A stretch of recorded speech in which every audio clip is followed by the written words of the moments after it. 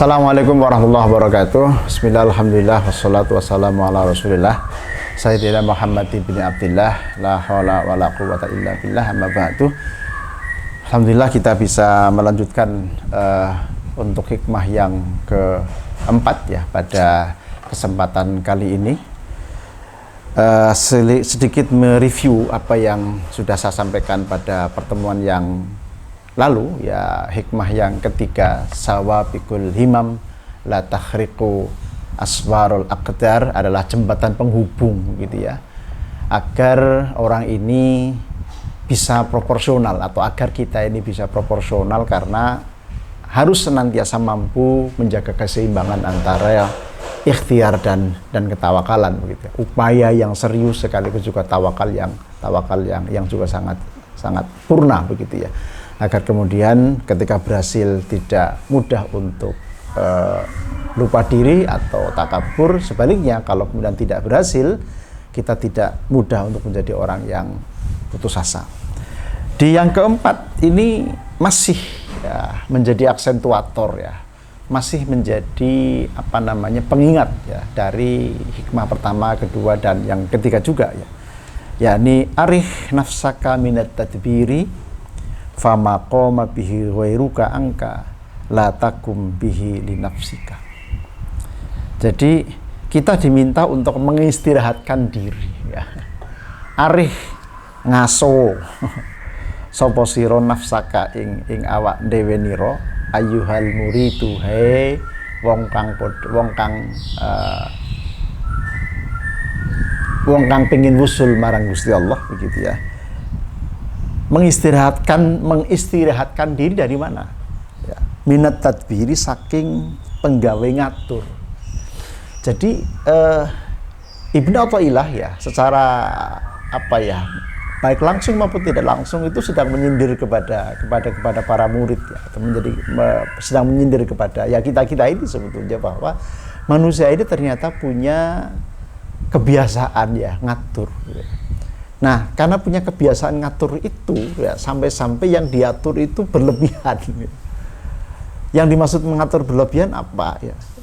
Sesuatu yang sebetulnya sudah diatur oleh Tuhan.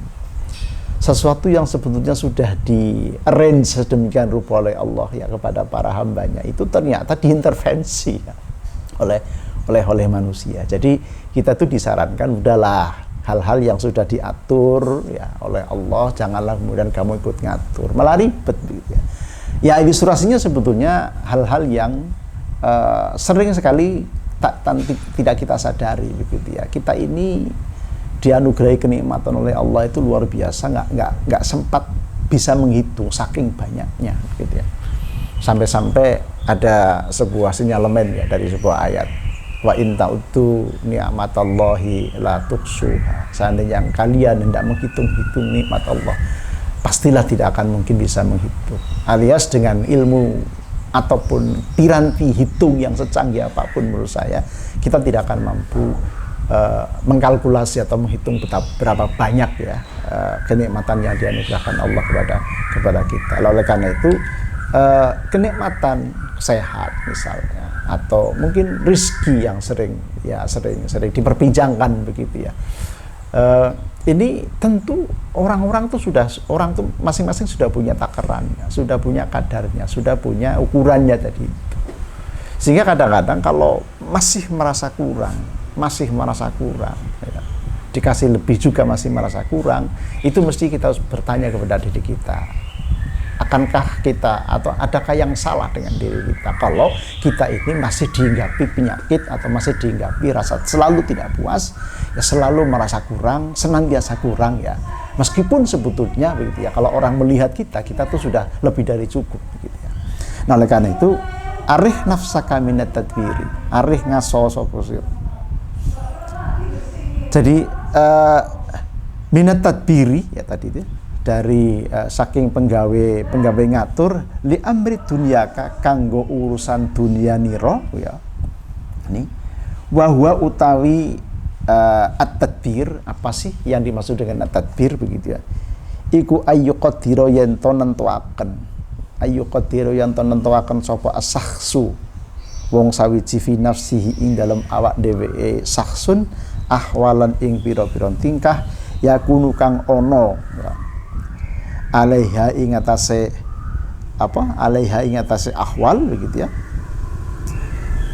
Oniku alama ing atase barang tak-tak kang natrapihi ma apa syahwatuhu kekarepane sahes. Jadi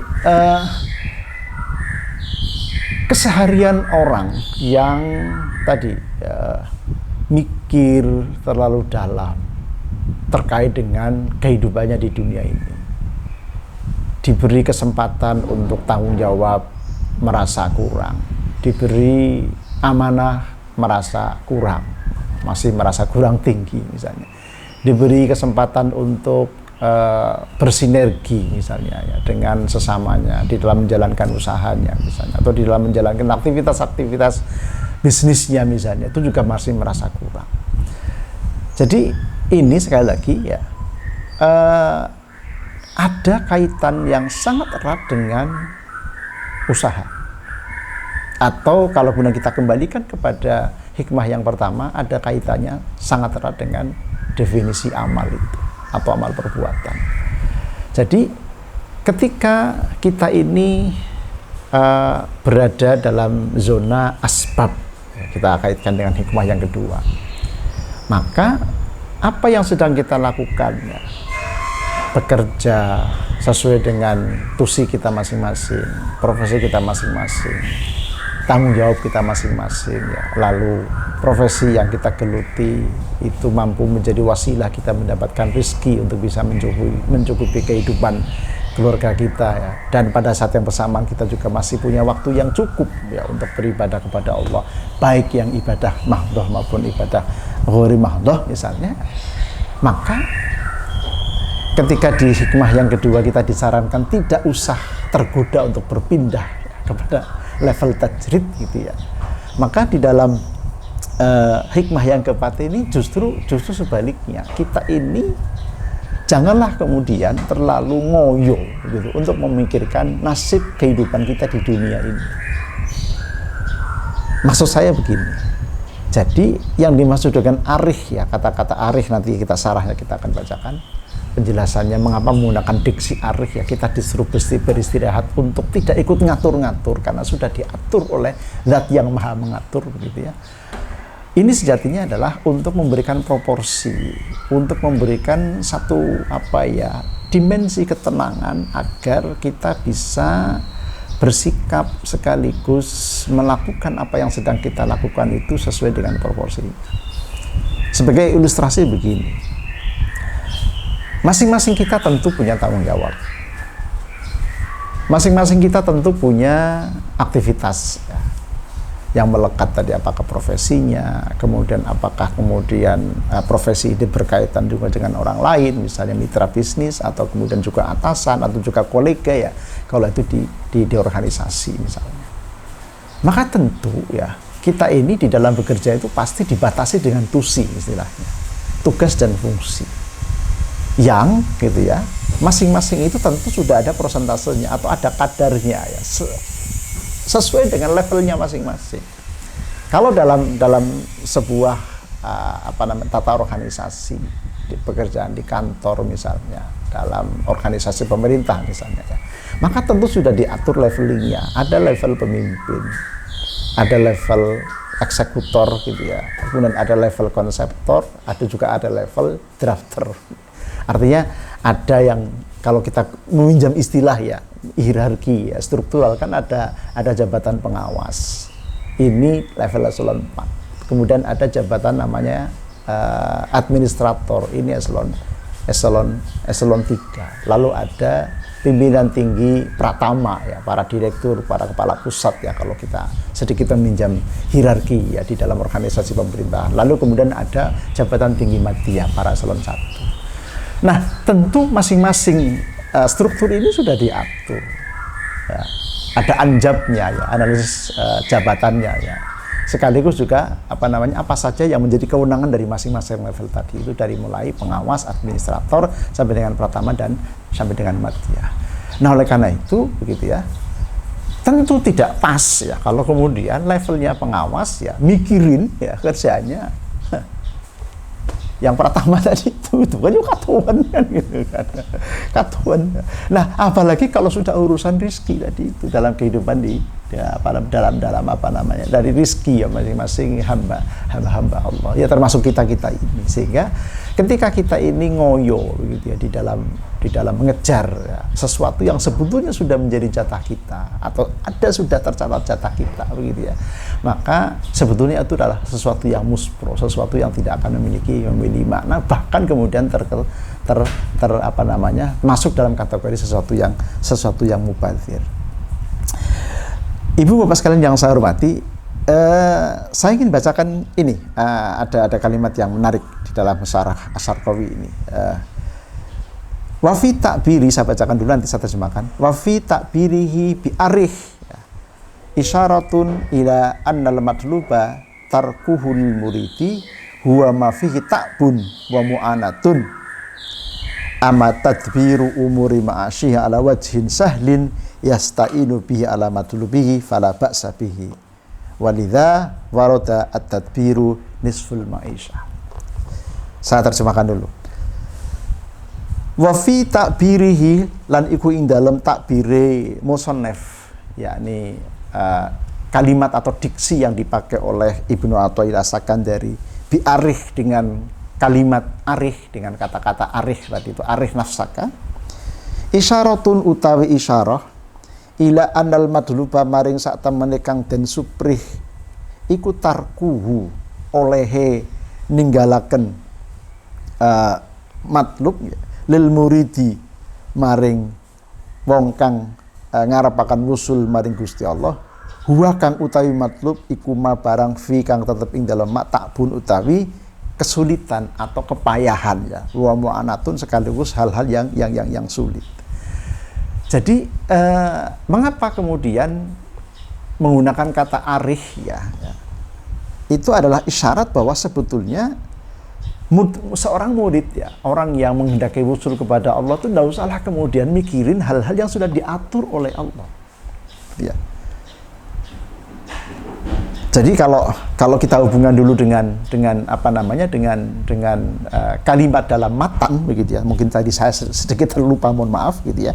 Kalimat berikutnya kan arih nafsaka minat tadbiri famaqama bi ghairuka angka la taqum bihi li nafsika. Saya tarkibi dulu, kemudian saya terjemahkan, lalu kemudian saya kaitkan dengan syarah tadi. Mohon maaf kalau saya tadi agak terlewat di awal. Jadi fama utai barang koma kang jumeneng bi kelawan mak sapa ghairuka liyane sira angka saking sira la takum mongko aja jumenengi sapa sira bi kelawan mak li nafsika maring awak dewe sira. Jadi kalau sudah ada orang yang ngurusi kamu gitu ya, sudah ada orang yang ngatur kamu, siapa? Ya ini Allah. Ya ini Allah yang sudah ngatur kamu ini, termasuk ngatur urusan rezeki kamu itu. Ya kamu nggak usah sibuk-sibuk, nggak usah terlalu mikirin rezeki kamu. Gitu kan. Kerja ya kerja, usaha ya usaha. Ya. Tapi jangan kemudian mentarget saya harus mendapatkan sekian ya, dalam bulan ini. Yo remuk awake sampean, apalagi kalau sekarang dihubungkan dengan situasi Covid begini kan. Jadi apa ya? Lagi-lagi ya. Kosakata di awal yang saya sampaikan dari mulai hikmah yang pertama, proporsional itu menjadi penting gitu ya. Jadi tidak boleh kemudian ngoyo-woro tadi itu. Urusan rezeki sudah ada yang ngatur. Allah yang maha mengatur rezeki semua hambanya, bukan hanya manusia, semua makhluk Allah itu punya rezekinya masing-masing gitu ya.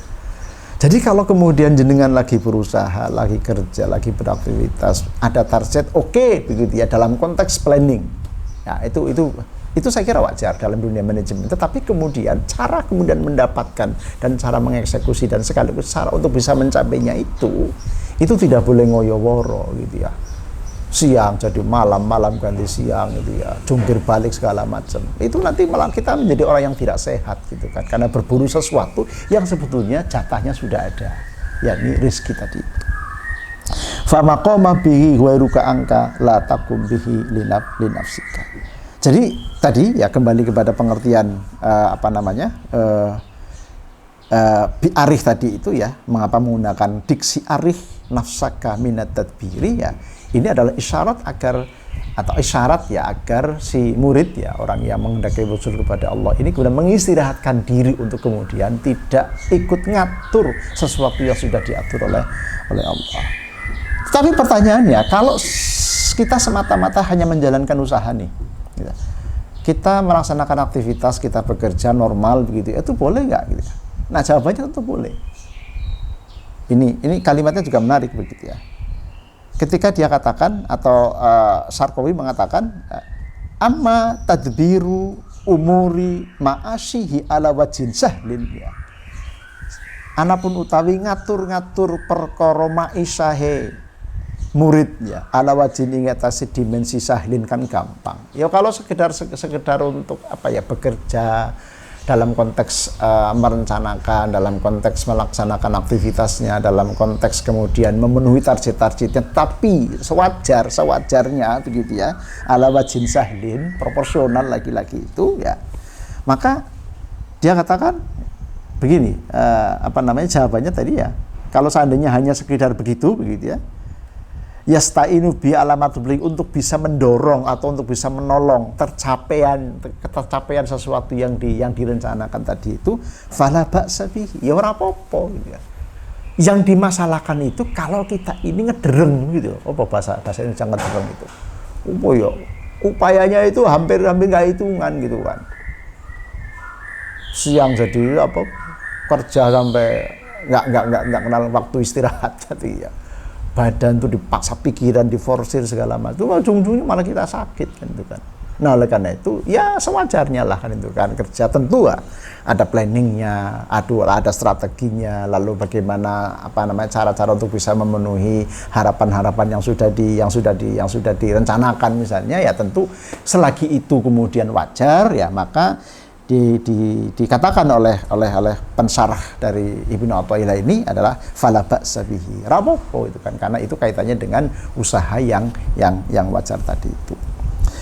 Oleh karena itu saudara sekalian yang saya hormati sekali lagi gitu ya, ini menjadi satu lagi-lagi aksentuasi atau menjadi satu aksentuator bahwa upaya penting ya, kemudian ikhtiar penting, planning penting ya, lalu langkah-langkah konkret juga penting tadi itu, tapi lagi-lagi semuanya adalah dalam batas-batas yang wajar, yang kemudian kalau kita belajar manajemen begitu tentu ada tusi tadi itu, ada tugas dan fungsi di mana masing-masing kita ini punya takaran, punya coverage tanggung jawab masing-masing yang tadi tidak overlapping dengan tanggung jawab orang lain. Ya tadi sebagai contoh levelnya eselon 4 gitu ya, mikirin pekerjaannya eselon 1 ya udah karu-karuan kan itu kan. Atau sebaliknya gitu, levelnya di tinggi Pratama kok ngusir pekerjaannya pengawas apalagi staf, balik-balik kan gitu kan. Jadi tidak punya visi atau dianggap tidak memiliki kapasitas atau kapabilitas yang memadai di dalam menjalankan roda organisasi. Oleh karena itu sekali lagi itu berpulang semua kepada kita sekalian untuk bisa menjalankan tusinya masing-masing agar kemudian kita satu menghindari overlapping, yang kedua tadi proporsional karena kita ketika mendapatkan sesuatu itu dengan cara-cara yang elegan gitu ya, dengan proses yang juga elegan, lalu kemudian keberhasilan itu juga merupakan bentuk manifestasi dari kita berusaha sekaligus berikhtiar dan juga tawakal kepada Allah, lalu kemudian pada akhirnya kita tetap menjadi orang yang pandai bersyukur atas semua nikmat yang dianugerahkan Allah kepada kita. Demikian, mudah-mudahan bermanfaat. Kita lanjutkan segmen berikutnya. Saya akhiri, assalamualaikum warahmatullahi wabarakatuh.